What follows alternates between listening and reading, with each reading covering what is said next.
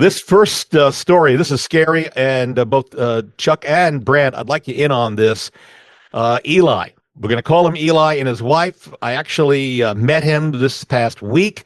He wants to sell, but there are some severe maintenance problems with the condo buildings, and Eli is afraid that it will scare potential buyers away. Now, folks, I have to tell you, we've been following these stories for a couple of years now. This is not a problem that's isolated to Eli and his condo association. There are literally, would you say, Brad, hundreds of condo complexes around the country that have deferred maintenance that it's coming due and it's going to hit hard. Oh, yes. No question. Yeah. So let's start with, first of all, Eli says in what we talked about that his condo board has paid the condo insurance. He's not sure that's actually happened. The condo board saying there's no more money left in the bank account to repair condos. So Chuck, let's talk about this. How does Eli and other folks who have condos know that their condo board has paid the master insurance if there's no money left? Well, they have the right to inspect the book. They can't just keep that a secret, so they can find out if there's no more money. But again, a lot of the repairs are going to be, based on what the board decides to do. The board can be voted out, and if they do things incorrectly, lawsuits can, be started to force them to do things. But if there's just no money, well, there's just no money. That's why when you buy a place, it's important to make sure that they're properly funded. The mortgage companies, that's part of the questionnaires that mortgage companies will do. But if you're buying a place cash, just because you like the condo doesn't mean they're properly funded. The good ones out there will have reports that have been done to determine what needs to be done in what order, how much money they should have. And if they're keeping to it, everything should be good. But some of them are just not as well run. All right, so we've got a lot of questions. We're going to go through these rather quickly, and maybe we need to expand on some, but that may be a future show. Folks, again, if you own a condo or know somebody who does, this is very important information you need to hear and absorb and potentially act on. By the way, you can hear and see a replay of this show by going to LouisvilleAnswers.com. That is LouisvilleAnswers.com. Back to Eli's questions for me.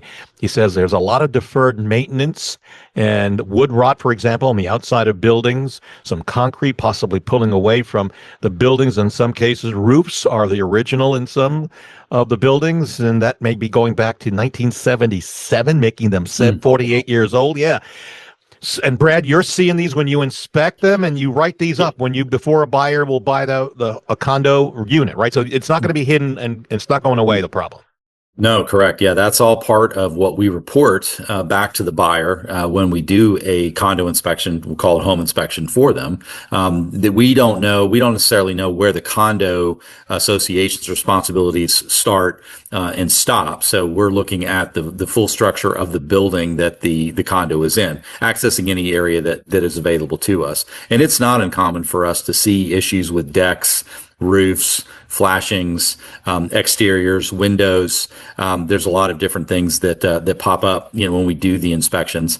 Of course, we're not privy to any of the financials for the HOA, but we're giving the information to the buyer so that they can then, go to their HOA representative and say, okay, here's what my inspector found. How is this going to financially impact me? Eli says that his condo board has been basically non-responsive, Chuck Crosby, to when requested for information about the budget and where the money is going, and that they're paying, the condo owners are paying monthly fees. What is his recourse at that point if the condo board? His recourse is call an attorney. They can't withhold that information from you. The board itself is not some sort of, monarchy. They're voted in, and it's a council of co-owners. Everybody owns it. It's their money. It's being held in a fiduciary capacity. If there's things, if the money's disappearing or there isn't any, or they just won't let you know, you get an attorney, you file that lawsuit, and you compel them to do it. To add insult to injury, Eli says the board has told him, or people on the board, that there are water leaks, Brad Lawler, water leaks in the complex amounting to, quoting here, a total of $60,000 a month in water leaks. And the board is saying that's where some of the money that everybody's paying is going to pay for the water, not even to attach and attack the potential repairs. You've seen this type of a problem? Yeah, well, the thing about that is what I don't understand is there are companies that specialize in leak detection. I don't know why a board would allow that to go on. I mean, there are companies literally the only product that they sell, the only service they sell is leak detection, finding out where those leaks are.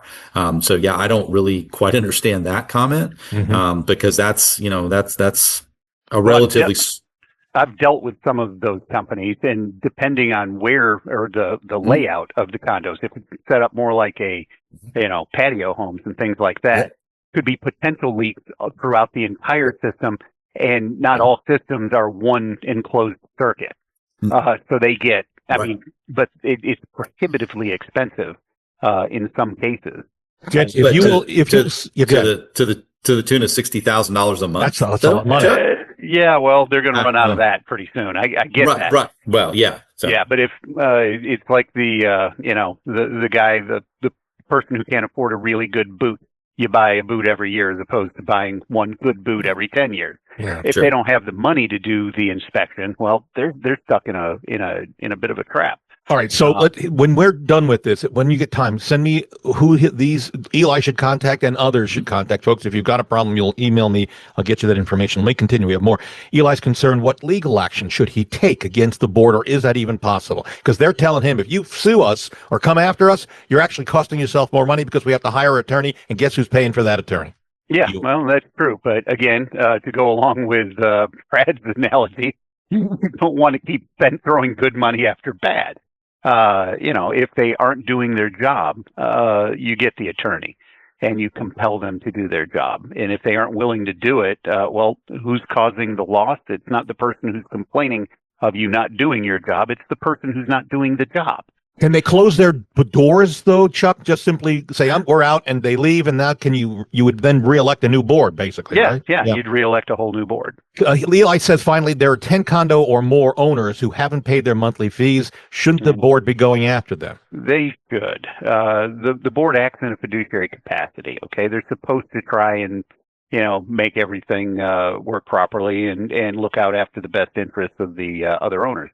But we don't know what they're doing. Some boards or some condos are set up so that if you don't pay your dues, you can be foreclosed upon. Others are set up where it's just a lien. Well, you can't get blood out of a turnip. Filing a lien doesn't, make somebody pay you. It just puts a lien on the property. So if it gets sold, which at this condo, it doesn't sound like that's going to happen anytime soon. That again is a cost and a lengthy process. Can a seller sell a condo in this condition? I don't think they can, because a buyer's going to want to see the board reports that are required by the state. When I look at it, it's like, can they? Yes, they can. They are capable of doing it. Would somebody buy that? Only if they're not taking care of looking out for their own best interest. It's like I was saying, you get the financials from the board. You look to see that it's properly funded. You look to see if there's any deferred maintenance and that sort of thing. So can you? Yeah, you can sell anything. Will somebody buy it is the question. Yeah, good point. To see and hear a replay of what we've just talked about, LouisvilleAnswers.com. That's LouisvilleAnswers.com. To see what buyers and sellers are saying about us with reviews about my team and myself, go to LouisvilleZillow.com or LouisvilleGoogle.com.